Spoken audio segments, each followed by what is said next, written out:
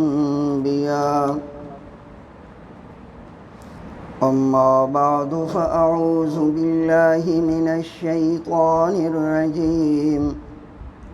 بسم الله الرحمن الرحيم عن أم سلمة رضي الله تعالى عنها أنها قالت سمعت رسول الله صلى الله عليه وسلم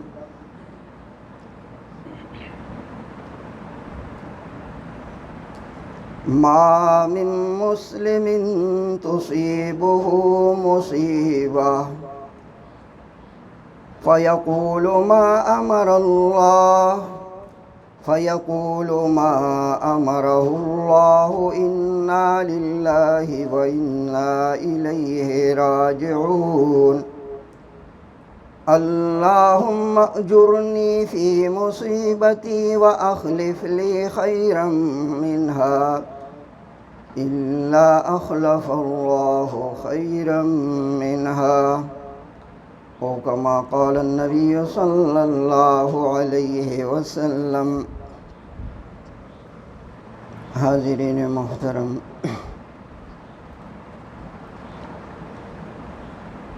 ډیرو قدردانو علماء کرام او حفاظ کرام او ملمنو، الله جل شانه مونږ او تاسو دلته کې د خپل رضا او د محبت په دې مجلس کې یو ځای کړو. څنګه چې دنیادار خلک هغه د دنیا د پاره خپل یو انویسټمنټ کوي، د دنیا د پاره تجارت کوي، نو مونږ او تاسو هم دلته کې د آخرت د پاره انویسټمنټ کوو، د هغې د پاره تجارت کوو. نو که مونږ د نبی کریم صلی الله علیه وسلم یو ارشاد گرامی هغه مونږ واورو، نو چې په هغې باندې مونږ ځان پوه کړو او په هغې باندې مونږ عمل وکړو، د هغه وخت نه په هغې باندې عمل مونږ شروع کړو، نو دا د آخرت د پاره انویسټمنټ دی، د آخرت د پاره تجارت دی او د آخرت د پاره ذخیرت جوړول دی. نو دا موجوده حدیث پاک نبی کریم صلی الله علیه وسلم مومنانو ته په دې کې د تکلیف او د مصیبت په وخت باندې د یو کلمې تلقین کوي او ارشاد فرمایي، ځکه چې یو بنده په دنیا کې اوسیږي نو دې دا نشي ویلی چې په دې دنیا کې با ما باندې تکلیف ناراضي، په ما باندې به مصیبت ناراضي. دا ناممکنه ده، ځکه چې الله کریم عادت دا نه دی. الله تعالی دنیا دا د آزمایش او د امتحان ځای ګرځولی دی. نو د امتحان په ځای کې د تکلیفونو راتلل، د مصیبتونو راتلل، دا خامخا یقیني دي چې تکلیفونه برازي، مصیبتونه برازي. حکیم الامت حضرت تانوی رحمه الله نه چا تپوس وکړو د پریشانو د ختمېدو په باره کې چې د پریشانو نه به نجات یو بنده ته څنګه ملاویږي، چې په دنیا کې یو بنده د پریشانو نه بچ شي. نو حکیم الامت رحمہ اللہ ورته فرمائی، دنیا پریشانیوں کے ختم ہونے کی جگہ نہیں، جنت میں جا کر پریشانیاں ختم ہوں گی. دنیا کے پریشانی نشي ختمې دي تر څو پورې چې یو بنده جنت ته داخل شوی نی. نو معلومه دا شو چې دنیا دل کې به پریشانای راځي، تکلیفونه به راځي، خود تکلیف او د پریشانو د پاره د پریشانۍ په وخت کې چې الله تعالی او د الله پیغمبر کوم حکم فرمایلی دی مؤمن مسلمان به د هغې پیروي کوي هغه حکم به مني نو هغه مصیبت او تکلیف هغه به په ده باندې آسانیږي جنت آنجا باشد که آزارے نہ باشد نو د دنیا نه جنت نشي جوړېدی نو نبی کریم صلی الله علیه وسلم مؤمنانو ته نسخه فرمایي نسخه ارشاد فرمایي چې د تکلیف او د مصیبت په وخت کې د مسلمان شیوه بسوي ما من مسلم تصيبه مصیبه فیقول ما امره الله انا لله وانا الیه راجعون یو مؤمن مسلمان هغه ته تکلیف نه رسیږي مگر چې تکلیف ورته ورسیږي نو دی به د الله د حکم پیروي کوي او دی به څه وایي انا لله و انا الیه راجعون نو دا زمونږ د ژوند تیرولو دپاره نبی کریم صلی الله علیه وسلم مونږ ته درس راکړ نو دا درس دا چې مونږ یاد ساتو د هرې شعبې سره متعلق د نبی کریم صلی الله علیه وسلم درسونه د احادیثو په شکل کې مونږ او تاسو د وړاندې دي نو چې دغه درسونه دا مونږ یادو او په دې باندې عمل کوو او بل څه وو اللهم اجرنی فی مصیبتی الله ما ته زما په دې مصیبت کې اجر راکړي او مال بهترین سیله راکړي الله تعالی ول د هغې عمل بدل ورکړي علامہ ابن قیم رحمه الله فرمایي چې صبر دا په څو طریقو سره دی او صبر څه ته ویلی شي انو صبر ویلی شي حبس اللسان عن الشکوا چې دی خپله ژبه بنده کړي د شکایت نه او دی په خپله ژبه باندې د الله تعالی نه شکایت نه کوي کم تکلیف او مصیبت چې په ده باندې راغلی دی نو چې دی په هغې باندې شکایت ونه کړي نو دی صبر کوونکی وګرځېدو او دویم شی حبس القلب عن التسخط چې دی د خپل زړه نه هغه غیظ او غضب په خپل زړه کې را نه ولي د مصیبت او تکلیف په وخت کې که د ده په زړه کې غیظ او غضب راغی نو دا هم د صبر منافي شی دی د صبرناک نشي ګرځېدی او دریم شی حبس الجوارح عن اللطم وشق الثياب بعضې خلک د مصیبت په وخت خپل لاس خپل تندي له خپل مخ له خپل سینې له رابغوي عام طور زنانه هغه ماتم کوي واویلا کوي ویر کوي نو دا د صبر منافي ده د ځان نه کپړې شو کوي شلی نو علامہ ابن قیم رحمه الله فرمای صبر ځان بندول دی د دې کارونو نه خپل زړه خپل ژبه خپل جوارح وردا انا لله و انا الیه راجعون د دې تاسو ته یو مثال در کوم چې کله یو بنده زخمی شي او چوٹ ورته ولګي را پریوزي او د دنه بلیډینګ شروع شي وینه تنه شروع شي د زر ایمرجنسی ته رسي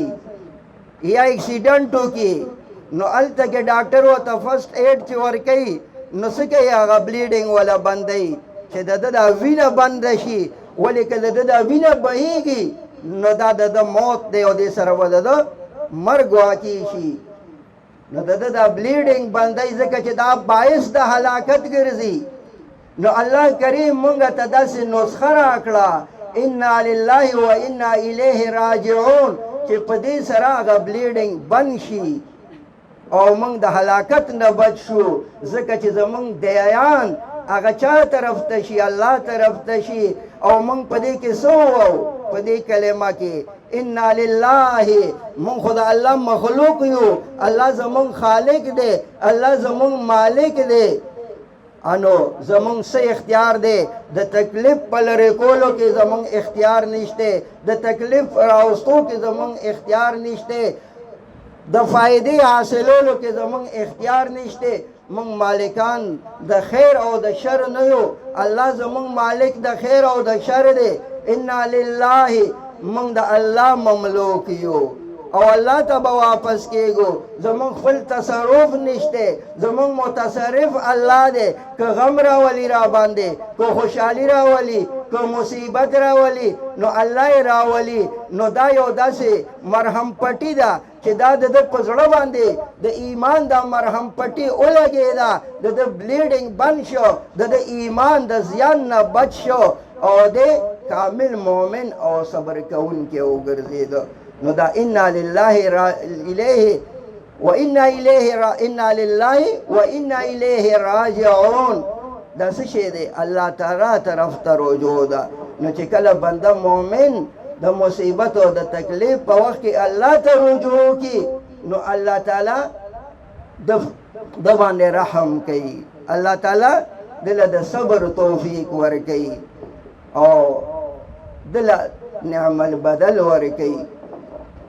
نو دا یو لویه نسخه ده نو چې موږ دا نسخې یادې کړو او دا په خپل ژوند کې په خپل ځان باندې د دې د اپلای کولو او د په خپل نفس باندې د دې کوشش او مهنت شروع کړو چې که په هر مصیبت او هر تکلیف مونږ ته رارسي نو چې مونږ انا لله و انا الیه راجعون نه هېرو یو ځل نبی کریم صلی الله علیه وسلم مخې ته ډیوه هغه مړه شوه نبی علیہ السلام فرمایل انا لله و انا الیه راجعون عائشہ صدیقہ رضی اللہ عنہ فرمای یا رسول الله دا خو یو ډیوه چې مړه شوه په داسې وخت کې هم دا کلمه د استرجاع پکار ده رسول الله صلی الله علیه وسلم ورته وفرمایل چې که ډیوه مړه شي نو هم چې دی دا کلمه ووایي الله تعالی وله ثواب ورکوي نو که غټ مصیبت در باندې راغی که وړوکې مصیبت در باندې راغی که معمولی تکلیف که یو شی درنه روک شو که چېرې که ټکره دې وخوړه که نوک دې زخمی شو او که درنه یو خبره هېره شوه که چا درته تکلیف و وضعیت در ورسو نو انا لله و انا الیه راجعون دا وظیفه وګرځو دا رجوع الله ده دا کلمه د استرجاع ده په دې کې خپل رب ته دایان دي او خپل رب ته ګرځېدل دي نو بل حدیث کې راځي من استرجع عند المصیبه چې کلمه د استرجاع وي په وخت د مصیبت کې جبر الله مصیبت الله تعالی به د مصیبت تدارک فرمایي و احسن عقباه الله تعالی بدله د آخرت کې بهترین صله ورکي وجعل الله خلفا صالحا يرضاه دله الله داسې عمل بدل ورکي چې دی به خوشحاله شي نو ګوره په شریعت باندې عمل کولو کې څومره فایدې دي څومره د زړه سکون او اطمینان دی بغیر د دې نه سکون حاصلېدی شي نو نبی علیه السلام فرمایي چې ډیوه مړه شي نو ووایه چې انا لله و انا الیه راجعون علماء کرام مزید فرمایي ستة اشیاء اذا ذکرتها هانت علیک مصیبتک هانت علیک مصیبتک شپږ څیزونه دي چې کله هغه ته یاد ساتې نو ستا مصیبت به په تا باندې سپک وي ته به په مصیبت په وخت کې حواس باخته کېږې نه ستا به حوصله قایمه وي تا کې به صبر او همت موجود وي هغه شپږ څیزونه څه شی دی انو ان تذکر ان کل شیء بقضاء و قدر دا خبره یاد ساته چې څه راځي نو هغه په قضا او قدر د الله تعالی سره راځي یعنی چې الله د هغې فیصله کړې وي نو هغه به تا ته رارسیږي د هغې واپس کول د هغې رد کول دا د چا طاقت نه شته انو چې دا ستا یقین وي چې ان کل شیء بقضاء و قدر وان الجزاء لا يرد عن قضائك او دا چې که زه ډېر زیات ویرو کوم او فریاد وکم او شکایتونه وکم او ځان ته ډېر لوی غم ورکم او ټول ملک او ټوله دنیا په ځان باندې خبر کم خو زما دا جزا او زما دا شور او واویلا دا زمانه دا تکلیف نشي لرکولی دا الله دا قضا دا نشي لرکولی نو دا د ده دپاره د صبر ذریعه ګرځي دریم شی انما انت فیه اخذت مما هو اکبر منه چې دې ته سوچ کوي چې دا کوم مصیبت په ما باندې راغلی دی دا د هغه مصیبت نه سپک دی چې کوم د دې نه علاوه نور مصیبتونه دي نو دا خو ډېر سپک دی ولې د الله تعالی سره د مصیبتونو څه کمیش دی الله تعالی یو مصیبت راولي د هغې نه غټ مصیبت د هغې نه بیا غټ مصیبت نو چې د هغې تصور بیا نشي کېدی نو چې دی دا سوچ کوي چې دا مصیبت زما دا خو د هغه مصیبت نه سپک دی چې کوم په ما باندې نه دی راغلی دا خو د دې نه غټ مصیبت هم راتلی شو او بل ان ما بقیه لکه اکثر مما اخذ منک چې دې ته سوچ کوي چې دا یو نعمت الله زما نه واغستو نو د دې نعمت نه علاوه بېشماره نعمتونه چې نور زما په ظاهر او په باطن کې او زما په ماحول کې الله مال راکړي دي نو په دې یو مصیبت کې زه شور کوم او شکایت کوم او ویلا کوم نو دا نور مصیبتونه دا نور نعمتونه دا د چا نعمتونه دي نو دی به شکایت بیا نه کوي دی به صبر کوي چې واقعي خبره ده الله تعالی دا یو نعمت واغستو خو دا دومره ډېر نعمتونه نور چې مال الله راکړي دي نو دا بل چې دې ته سوچ کوي چې د الله تعالی په هر یو قضا او تقدیر کې حکمت دی نو چې دی هغې ته سوچ کوي نو دی به وایي چې دا مصیبت هم نعمت دی دا خو نعمت دی په ما باندې او دریم شی چې دا مصیبت او شپږم چې دا مصیبت په ما باندې راغی نو دې سره الله به ماله ثواب راکوي زما ګناهونه به ماته معاف کوي وما عند الله خیر و ابقا او د الله تعالی سره چې دي نو هغه باقي دي نو الله تعالی به زما ته ثوابونه راکوي په دې کې نو دا نسخه ده دا کلمه د استرجاع دا یو لویه نسخه ده چې په دې سره بنده د لوی مصیبت نه او د هغه تکلیف نه بچ کېږي چې هغه شور او شغف او د واویلا په شکل کې او د بې صبرۍ په شکل کې راتلی شي او څومره چې یو بنده باندې څومره چې یو بنده د الله تعالی شاکر وګرځېده او صابر وګرځېده دومره به دا بنده د الله تعالی شاکر هم ګرځي څومره چې د صبر کیپیسټي سیوا کېږي نو دغه شانتې د شکر کیپیسټي هم سیوا کېږي چې څومره صبر زیاتېږي نو دومره شکر هم زیاتېږي د شکر مقام نو صبر د دې هم حد نشته ځکه چې واصبر وما صبرک الا بالله صبر خو د الله تعالی په توفیق سره دی نو د صبر حد نشته انتها نشته دغه رنګې د شکر هم انتها نشته او د دې څه لیمټ نشته او فطري برداشت د هغې لیمټ شته او چې کوم ته الله تعالی ته خپل ځان او وسپارې خپل مصیبت او د الله عدالت ته وغورځې نو هغه څه شی دی هغه د صبر توفیق ورکوونکی دی واصبر وما صبرک الا بالله او نبی علیہ السلام ته الله تعالی څه فرمایي چې واصبر کما صبر اولو العزم من الانبیاء نو دا هغه شان صبر وکړه چې څنګه اولو العزم او انبیاء صبر کړی دی نو ګوره چې څومره صبر مونږ کوو نو دومره به مونږ شکرګزار ګرځو او چې څومره مونږ شکرګزار د الله ګرځو نو دومره به مونږ صابره ګرځو دا یو بل سره لازم ملزوم دی ښه نو ځکه نبي علیه السلام فرمایي چې ان الانبیاء كانوا من اعظم الناس شکرا لله عز وجل د انبیاء نه د الله تعالی د شکر په میدان کې لوی څوک نشته څومره شکر چې پیغمبرانو کړی دی هغه عمره شکر هیچا ته توفیق د هغې نه دی میلاو شوی خو نوح علیه السلام دی الله تعالی د هغوی په باره کې څه فرمایي انه کان عبدا شکورا د ابراهیم علیه السلام د شکر الله تعالی بیان فرمایي نو څه فرمایي ان ابراهیم کان امة قانتا لله حنيفا ولم يكن من المشركين شاكرا لأنعمه. او نبی کریم صلی الله علیه وسلم خو الله سید الشاکرین عبد الشاکرین ګرځولیو چې کله الله ته ولاړ دی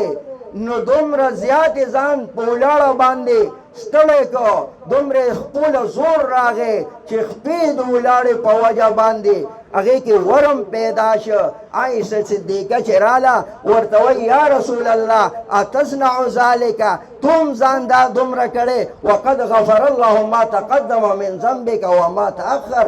ستا خو مخکې وروسته ټول ګناهونه الله معاف کړي دي. نبی علیه السلام فرمایي افلا اکون عبدا شکورا، ای عایشې زه بنده شکرګزار جوړېدل دا ته نه غواړې؟ زه غواړم چې زه د الله تعالی شکرګزار بنده جوړ شم. انو د الله شکرګزار بنده په اطاعت سره بنده ګرځي، په عبادت سره ګرځي. نو انبیاء له الله دا مقام ورکړو. نو فرمایي ثلاثه هي عنوان السعادت، د خوشحالۍ درې خبرې دي چې دا بنده کې رالل انو دی به سعادت من وګرځي. یو په هغې کې څه ده؟ اذا اوتي شکره، چې کله الله دله یو نعمت ورکړي نو دی په هغې شکر ادا کړي. اذا ابتلي صبره، چې کله په دې ابتلا راشي نو دی صبر وکړي. اذا اذنب استغفره، کله چې دنه ګناه وشي نو دی توبه وباسي. انو الله تعالی دې مونږ له د نبی کریم صلی الله علیه وسلم په دې حدیث مبارک باندې د عمل کولو توفیق راکړي. انو صبر لوی مقام دی. که دې پسې نورې خبرې زه کوم نو دا وخت به بیا کوتاه شي او بس په دې باندې اکتفا کوم. الله تعالی دې مونږ او تاسو صبر کوونکي او شکر کوونکي وګرځوي. واخر دعوانا الحمدلله رب العالمین.